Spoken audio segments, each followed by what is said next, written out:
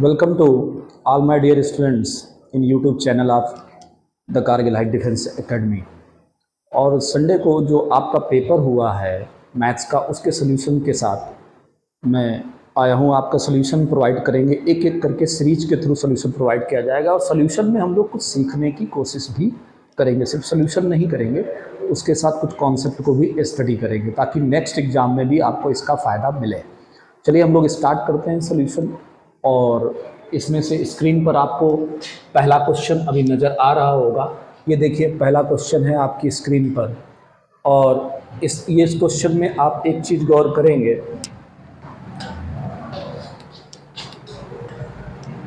ये पहले क्वेश्चन पे आप लोग ध्यान से देखेंगे तो आपको नज़र आएगा कि ये सेट ए क्रॉस ए में ये 0 और 2 ये दो एलिमेंट्स दिए हुए हैं और टोटल जो एलिमेंट्स हैं वो 16 है। और आप लोग जानते हो कि रिलेशन में टोटल जो एलिमेंट्स होते हैं किसी भी रिलेशन में वो Na प्लस Nb होता है। तो टोटल हमारे पास जो एलिमेंट्स हैं वो 16 है, यानी इसमें 4 एलिमेंट्स होंगे, इसमें भी 4 एलिमेंट्स होंगे, तभी ये 16 एलिमेंट्स बने हैं। सीधी सी बात है, इसमें 4 एलिमेंट्स, इसमें 4 एलिमेंट्स। तो अब ये पहला वाला एलिमेंट भी ए को बिलोंग करता है, दूसरा वाला एलिमेंट भी ए को बिलोंग करता है, यानी सेट ए में ये एलिमेंट्स आपको रहेंगे, ये चारों ही रहेंगे, उसी से ये आपका प्रोडक्ट बनेगा। तो क्या पॉसिबल है सेट ए को निकालना? बिल्कुल पॉसिबल है। और ए क्रॉस ए में क्या 3 क्रॉस 2 होगा? बिल्कुल होगा, 3 और 2, क्योंकि ए क्रॉस ए जब करोगे तो आपको 3 2 मिलेगा उसमें से। तो ये दोनों के दोनों स्टेटमेंट्स आपके ट्रू हैं। पहले क्वेश्चन का ऑप्शन नंबर सी करेक्ट होगा। बहुत इजी क्वेश्चन था, आपने देखा कि आसानी से आप सेट ए को आइडेंटिफाई कर सकते हैं। इसके बाद नेक्स्ट क्वेश्चन की तरफ हम लोग आगे बढ़ेंगे। नेक्स्ट क्वेश्चन हमारा होगा, अगला क्वेश्चन देखो ये आया, सेकंड नंबर पे क्वेश्चन आपका ये है। सामने दिया हुआ है कोई रिलेशन है, एक्स और वाई के बीच में है और उसका डोमेन और रेंज ये बोला जा रहा है। और ये रिलेशन आपको बिलोंग कर रहा है, एक्स भी 20 तक है, वाई भी आपका 20 तक है और ये 1 लिखा हुआ है, यानी इसमें से वाई की वैल्यू जो होगी वो आपकी 4x - 1/3 होगी। और x और y दोनों को इंटीजर होना है, इतना ध्यान रखिएगा। x की वैल्यू जब 16 है, x की वैल्यू जब 16 होगी तो y की वैल्यू 21 आ जाएगी, जो कि अलाउड नहीं है। मैक्सिमम 20 तक हो सकता है, इसीलिए ये वाला स्टेटमेंट फॉल्स है। ये वाला स्टेटमेंट आपका ट्रू होगा। y की वैल्यू 17 तक जा सकती है, जब आप इसको सॉल्व करोगे 13 रख के 17 आपको मिलेगा। इसीलिए ऑप्शन नंबर इसका बी करेक्ट होगा। बहुत आसानी से आप आइडेंटिफाई कर सकते हैं कि डोमेन आपका रॉन्ग है, रेंज आपका ट्रू है, परास आपका ट्रू है। अब जरा देखो अगले क्वेश्चन की तरफ मूव करेंगे। अगला क्वेश्चन हमारा होगा क्वेश्चन नंबर 3। इसमें देखो पूछा गया है कि इन दोनों में से कौन सा हमारा फंक्शन है, कौन सा फंक्शन नहीं है। तो फंक्शन की जो बेसिक डेफिनेशन होती है, अगर उसको ध्यान रखें तो इस क्वेश्चन का जवाब आप दे सकते हो। फंक्शन में इनपुट के साथ आउटपुट एक ही होना चाहिए। अगर एक इनपुट पे 2 आउटपुट हैं तो फंक्शन नहीं हो सकता है। जरा इस पे गौर करिएगा। 2 रखने से यहाँ पर आपको 2 रखने से आपको यहाँ पर क्या मिल रहा है? 2 रखने से अगर 2 यहाँ पे पुट करते हो आप तो 8 मिल रहा है, यहाँ पर 2 पुट करते हो तो 8 मिल रहा है, यानी यहाँ तो सिमिलर है। यहाँ 4 रखने पर 16 मिलेगा और यहाँ पर 4 रखने पर 12 मिलेगा। सीधी सी बात है, एक x पर 2 y मिल रहा है, इसको फंक्शन नहीं बोल सकते। एक x पर एक ही y मिलना चाहिए, इसीलिए ये पहला वाला तो फंक्शन है, दूसरा वाला फंक्शन नहीं है। यही बताना था कि इनमें कौन सा फंक्शन है।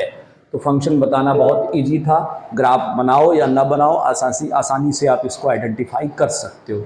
इस क्वेश्चन को वेन डायग्राम से समझना आसान है कि इसमें कौन सा ट्रू है, कौन सा फॉल्स है, या विदाउट वेन डायग्राम भी कर सकते हो। लेकिन अगर वेन डायग्राम आप बना लेते हो तो वेन डायग्राम में एक चीज़ आप देखोगे, ये पोर्शन जो होता है वेन डायग्राम में, इधर वाला ये पोर्शन ये a - b होता है, इधर वाला पोर्शन b - a होता है, और बीच वाला जो पोर्शन है ये a इंटरसेक्शन b होता है। पूरा जो पोर्शन है वो a यूनियन b होता है।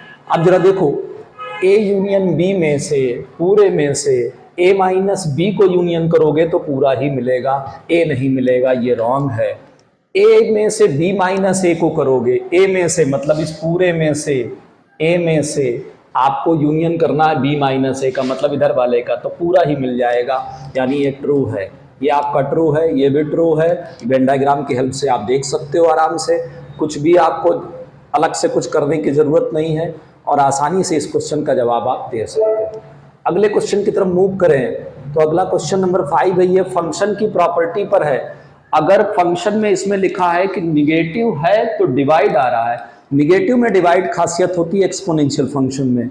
जैसे कोई भी फंक्शन हमारा एक्सपोनेंशियल है तो उसकी खासियत ये होती है कि आप इसमें अगर माइनस करोगे तो ऑटोमेटिक वो डिवाइड हो जाएगा।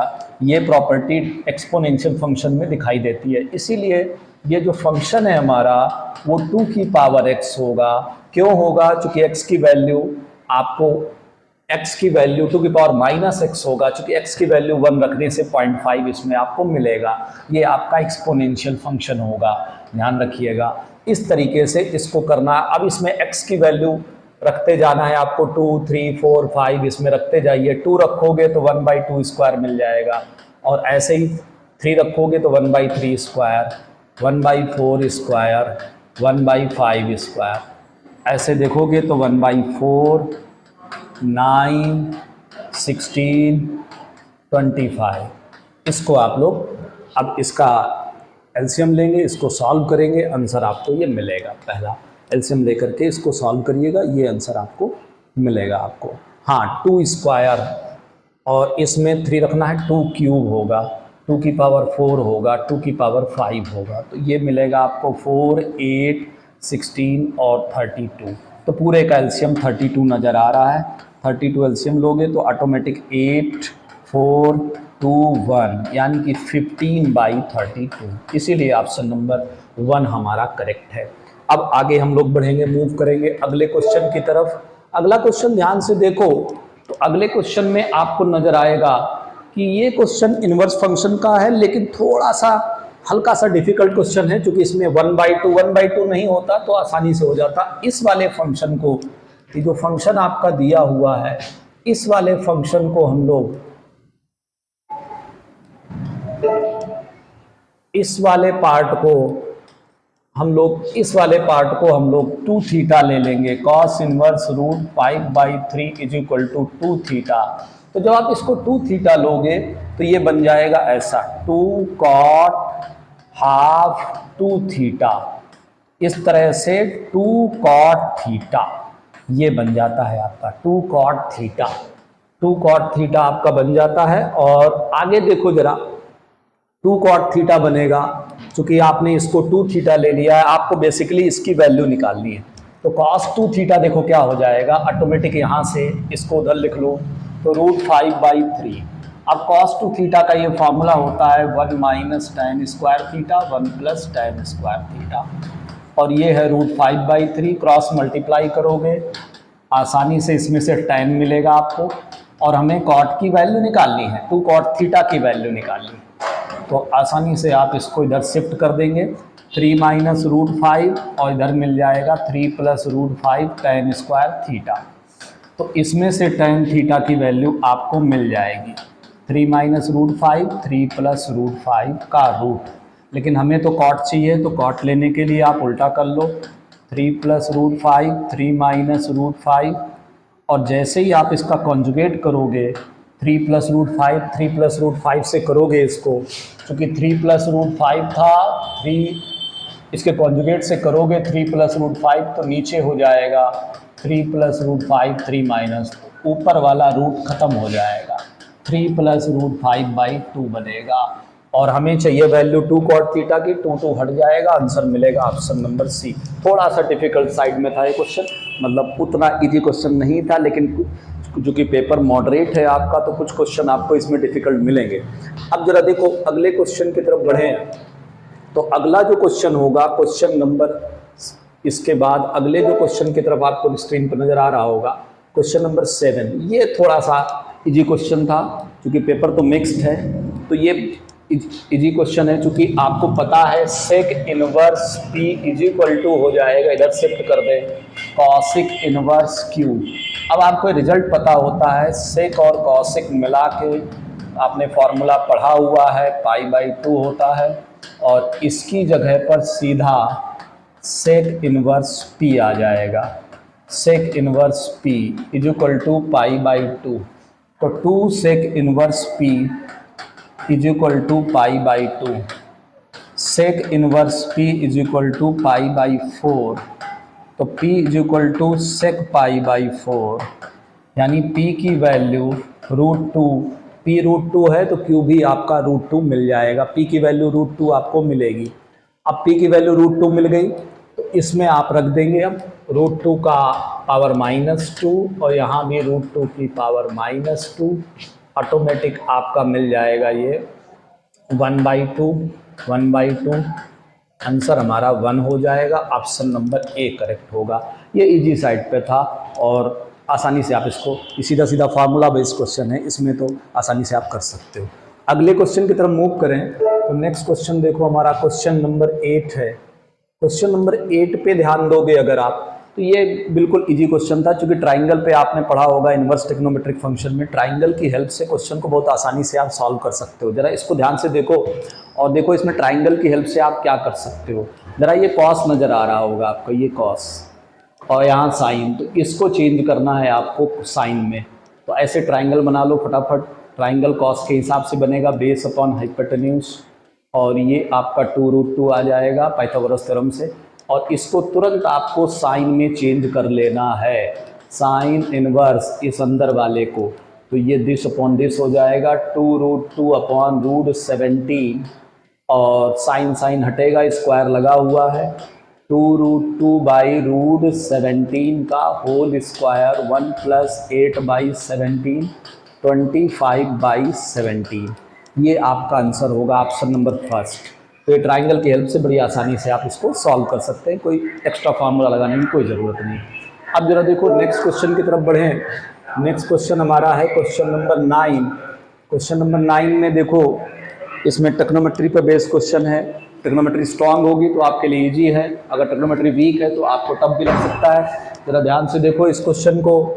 tan पाई cos थीटा और tan cot पाई साइन थीटा, तो एक तरफ tan एक तरफ cot है तो दोनों तरफ tan कर लो, इधर tan रहने दो, इधर tan π/2 minus pi sine theta और ये tan हटा दो, pi cos theta is equal to π/2 minus pi sine theta.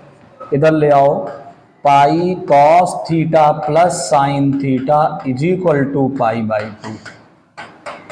पाई हटा दो इधर से, sine theta plus cos theta is equal to 1/2। ये लिख लो।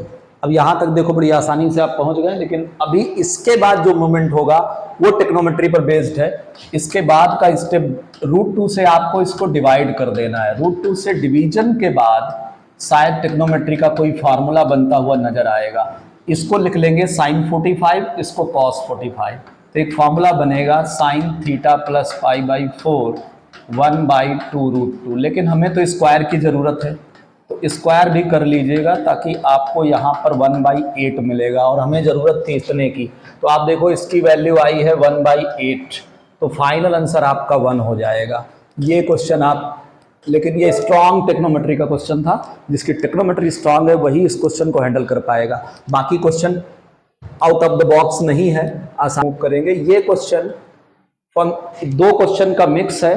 पहले क्वेश्चन में देखो आपसे कंपोजिट फंक्शन gx के बारे में पूछा गया है, कंपोजिट दिया हुआ है, और ये देखो ऑब्जेक्टिव पेपर में ऑप्शंस का क्या इंपॉर्टेंस है, इस क्वेश्चन से आपको पता चलेगा कि ऑप्शंस का इंपॉर्टेंस कितना ज़्यादा है। सब्जेक्टिव पेपर और ऑब्जेक्टिव पेपर में कभी कभी बहुत बड़ा डिफरेंस होता है।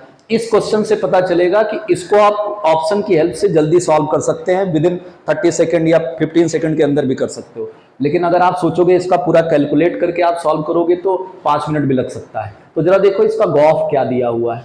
गॉफ दिया है g(f(x) बोलते हैं गॉफ को, और दिया है x - √x + 1। और देखो फंक्शन, ये फंक्शन जिस भी वैल्यू में रखोगे, पहले में, दूसरे में, फर्स्ट, सेकंड, थर्ड, फोर्थ में, और जिसमें ये फंक्शन आपको मिलेगा वही आपका सही आंसर होगा। तो fx को पुट करके देखना है पहले ऑप्शन पे। सबसे पहले आप इस fx को फर्स्ट ऑप्शन पे रखोगे जब, तो आप देखोगे कि आपको ये +1 नहीं मिलेगा, क्योंकि +1 रूट के अंदर है, इसमें +1 बाहर है। जैसे ही आप ये वैल्यू उठा के आ रखोगे x की जगह पर, x² -1, आपको ये पूरा का पूरा फंक्शन मिलता हुआ नजर आएगा, और +1 भी आपको मिलेगा। इसीलिए ऑप्शन नंबर बी करेक्ट है। इसमें आपको एक भी स्टेप करने की जरूरत नहीं है, क्योंकि ऑप्शन बी पर जैसे ही ये x की जगह पर ये आएगा, x² -1 x की जगह पर, तो ऑटोमेटिक आपको ये फंक्शन मिल जाएगा। और सेकंड क्वेश्चन भी इसी से रिलेटेड है, क्योंकि ये फंक्शन आपको मिल चुका है। जो ये अगले क्वेश्चन में G15 पूछा गया है, इसका नेक्स्ट क्वेश्चन 12th नंबर पे आपको G15 पूछा गया है, तो ऑटोमेटिक जब फंक्शन आपको मिल चुका है तो आप इसमें 15 पुट कर देंगे। तो दोनों के दोनों क्वेश्चन 15 + 1 कितना हुआ, 16, 4 हो गया, और 15 + 1 16, 16 का 4th रूट निकालोगे 2 + 1, और आप देखोगे उसका आंसर आपको 3 नजर आएगा। इससे इसका नेक्स्ट क्वेश्चन इसी क्वेश्चन पर बेस्ड है, तो नेक्स्ट क्वेश्चन भी इसी के साथ आप जल्दी से कर सकते हो, और दोनों क्वेश्चन करने में आपको 1 मिनट से भी कम का समय लगेगा। ये भी क्वेश्चन देखो, अभी G15 जो मैंने बोला था, इसका आंसर ऑलरेडी हम लोगों ने अभी पीछे किया हुआ है G15 वाले। इसका देखोगे आप, इसका क्वेश्चन अभी आपने देखा था, ऑप्शन नंबर सी करेक्ट होगा, क्योंकि 12 और 13 इंटरलिंक्ड क्वेश्चन थे दोनों, तो दोनों का ही सोल्यूशन एक दूसरे पर बेस्ड है, और दोनों के ही क्वेश्चन में आप देख रहे हो कि 50 सेकंड 30 सेकंड से ज्यादा का समय आपको नहीं लगेगा, और आसानी से आप सोल्यूशन की तरफ पहुंच जाएंगे। तो बिल्कुल पे भी, और बहुत ही अच्छा क्वेश्चन था। और देखो जरा, इस क्वेश्चन को तभी आप कर पाओगे जब आपने अच्छे लेवल की मैथ्स पढ़ी होगी। जरा देखो इस क्वेश्चन को, 2fx दिया हुआ है, साथ में f1/x है और x + 3 है। आप x के प्लेस पर 1/x रख दीजिए, जहां जहां x नजर आए 1/x को। अब चूंकि fx की आपको जरूरत है तो ये कैंसिल होना चाहिए, इसलिए आप 2 से इंटू कर दो, ऊपर वाले फंक्शन को 2 से इंटू कर दो, दोनों साइड इंटू कर दो, 2x + 6 होगा। अब इधर 2f1/x + fx और 1/x + 3। अब फंक्शन को माइनस कर दीजिए, माइनस करने से ये और ये कट गया, ये आपका बचा 3fx और = 2x, और ये 6 में से 3 बचा, -1/x + 3 बचेगा। ये हमारा फंक्शन है। अब 0.5 इसमें हमें पुट कर देना है। 3.5 मतलब आप 1/2 भी लिख सकते हो उसी को। इधर 1/2 रखोगे 1 हो जाएगा, इधर 1/2 रखोगे 2 हो जाएगा, +3 हो जाएगा, ओवरऑल ये बनेगा आपका 2 बन जाएगा, और वैल्यू f ऑफ 0.5 की 2/3 आ जाएगी। ये मिल गया। इसका नेक्स्ट क्वेश्चन भी इसी पर बेस्ड है, उसमें पूछा गया है f'.5। f'.5 का मतलब इसको डिफरेंशिएट करना है, फिर वैल्यू 0.5 रखना है, तो इसको डिफरेंशिएट कर दीजिए तो नेक्स्ट क्वेश्चन भी हो जाएगा। ये क्वेश्चन तो हो ही गया आपका। इसको डिफरेंशिएट जैसे ही करोगे 3f'(x) और डिफरेंशिएशन 2x का 2 हो जाएगा। इसका डिफरेंशिएशन आप जानते हो 1/x², 3 का 0, और x की जगह पर 0.5 रख देंगे, यहां भी 1/2 रख देंगे, तो हो जाएगा 2 प्लस 1/2 रखना है, तो 1/2 रखने से ये 4 हो जाएगा, और ये 6, यानी f'.5 की वैल्यू 2 आ जाएगी। 3 से कैंसिल कर देना, तो नेक्स्ट क्वेश्चन भी आपको सॉल्व होता हुआ नजर आएगा। नेक्स्ट क्वेश्चन भी आप उसी के हेल्प से सॉल्व कर सकते हो। जरा इसका आंसर अभी हम लोगों ने पीछे निकाल दिया हुआ है, आपने देखा है कि इसका आंसर 2 था। क्योंकि दोनों क्वेश्चन इंटरलिंक्ड है, तो अगर जो टाइम लगेगा वो फर्स्ट पे लगेगा, सेकंड क्वेश्चन पे तो कोई भी टाइम नहीं लगने वाला, क्योंकि सिर्फ डिफरेंशिएट करके और 0.5 आपको रख देना है। तो फंक्शन तो ऑलरेडी मिल चुका था, तो केवल डिफरेंशिएट ही बार करना था आपको, तो आसानी से आप ये दोनों क्वेश्चन हैंडल कर सकते हैं। ये क्वेश्चन और इसका नेक्स्ट क्वेश्चन दोनों आपस में इंटरलिंक्ड है। फिर इस क्वेश्चन में थोड़ा सा हल्का सा लेंदी साइड पे, क्योंकि डिटरमिनेंट को एक्सपेंड करना है, फिर डिक्रीजिंग, और फिर इसका अगला मैक्सिमा मिनिमा भी बताना है इसमें। जरा देखो, इसको आप जरा एक्सपेंड कर दोगे अगर डिटरमिनेंट को, तो x + 1 के साथ आपका मिलेगा, ये हटा सकते हो, तो x² + 13x + 36 - 36 ये मिलेगा, और फिर -2 के साथ आपका मिलेगा, ये हटेगा आपका, तो 2x + 18 - 18, और +3 के साथ होगा 12 - 3x - 12। तो जरा इसको जब सॉल्व करोगे तो आप एक चीज़ गौर करोगे, काफ़ी कुछ कैंसिल आउट हो रहा है। x + 1 जब इंटू करोगे तो x³ + 13x² + x² + 13x -4x -9x, तो ये आपका 13x भी चला गया। तो अब ये फंक्शन मिल गया। फंक्शन मिलने के बाद आपका काम अब आसान हो गया है। सिर्फ आपको इंक्रीजिंग डिक्रीजिंग बताना है, बस डिफरेंशिएट कर दोगे, बस फटाफट आपका क्वेश्चन खत्म। एक्सपेंशन में थोड़ा सा टाइम आपको लगेगा। 3x² डिफरेंशिएट करने के बाद और 28x, तो x कॉमन होगा तो आपको 2 क्रिटिकल पॉइंट इसमें मिलेंगे। अगला क्वेश्चन भी अब इसी से हो जाएगा, 0 और -28/3। और जैसे ही आप इसको प्लॉट करोगे -28/3 और 0 को, तो आपको पता चल जाएगा कहां से कहां तक डिक्रीजिंग है। -28 से 0 तक ये डिक्रीजिंग वाला है, -28 से 0। तो ऑप्शन आपका ये पहला ही करेक्ट होगा। अगले क्वेश्चन में जो इसी से रिलेटेड है, नेक्स्ट क्वेश्चन, उसमें पूछा गया है मिनिमा कहां पे होगा। और मिनिमा वहीं पे होता है जब निगेटिव से पॉजिटिव हो। पॉजिटिव से निगेटिव होगा तो मैक्सिमा, तो मिनिमा 0 पर होगा, इस पर नहीं होगा। तो नेक्स्ट क्वेश्चन भी आप इसी से, जो टाइम आपका लगा 1 मिनट या 60 सेकंड जो भी आपने लगाया, नेक्स्ट क्वेश्चन में वो टाइम आप सेव कर सकते हैं, क्योंकि दोनों क्वेश्चन आपस में रिलेटेड है।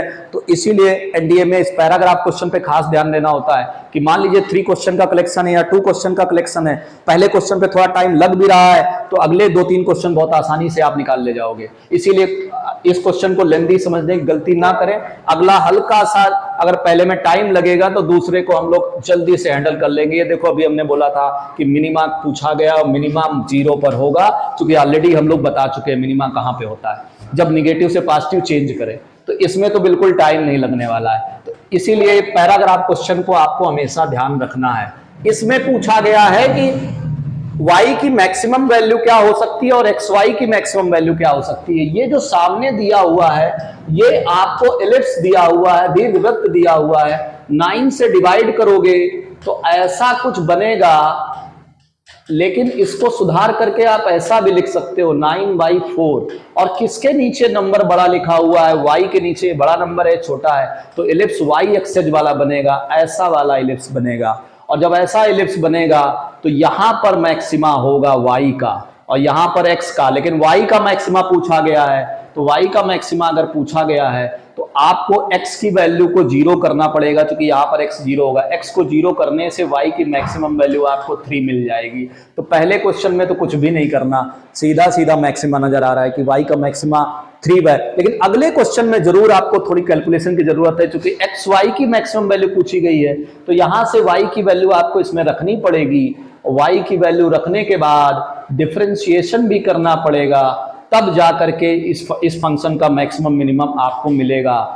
dz/dx करो, डिफरेंशिएट करो, 0 करो, तो फिर आपको इसकी मैक्सिमम वैल्यू 9/4 इसकी मिलेगी। लेकिन आप पहले वाले पार्ट पर आप सीधा ग्राफ प्लॉट करके मैक्सिमम बता सकते हैं कि ये y का मैक्सिमम है, और तब है जब x 0 होगा, उसी समय मैक्सिमम होगा।